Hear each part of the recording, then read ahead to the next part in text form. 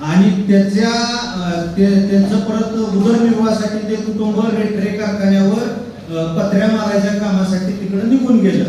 ज्यावेळेस जातीचा दाखला काढायची वेळ आली त्यावेळेस कराड मधल्या तहसीलदारांनी सांगितलं की यांचा वडिलांचा तुमच्या शाळा सोडल्याचा दाखला खटाव तालुक्यात आहे, तुम्ही तिथं जावा. खटाव तालुक्यात आल्यानंतर खटाव तालुक्यामधल्या तहसीलदारांनी असं सांगितलं की यांच्या आजोबांचा जो मृत्यूचा दाखला आहे तो मान तालुक्यातला आहे, त्यामुळे तुम्हाला मान तालुक्यात जावं लागेल.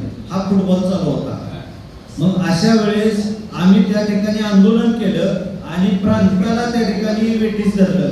आणि अशा वेळेस मग परत प्रांताने निर्णय घेतला की मानव दिनांकापूर्वीचा त्यांचा दाखला कुठला आहे तर मान तालुक्यातला आहे, तर तुम्ही तिथला दाखला त्यांना द्या.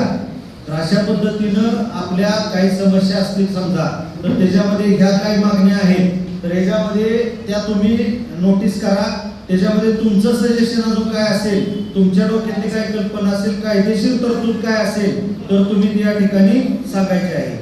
त्यानंतर आणीबाणीच्या काळामध्ये शाळा सोडल्याच्या दाखल्यावर मराठी किंवा हिंदू असेल त्याची वंशावळीत सलग नोंदी चुकल्या आहेत त्या इतर नातेवाईकांच्या नोंदी विचारात घेऊन दाखला देण्यात यावा. समजा आजोबांचा मराठ्याचा दाखला असेल, हिंदू असेल किंवा हिंदू मराठा असेल तर त्याचा चुलत भाव, त्याचा चुलता, त्याचा जो काही रक्ताच्या नात्यातला वंशावळीतला इतर आजूबाजूचा पुरावा ग्राह्य धरला पाहिजे आणि त्याला त्याच्या वारसांना जो लोहार समाजाचा जातीचा दाखला दिला गेला पाहिजे. ही एक आपली त्याच्यामध्ये मागणी आहे.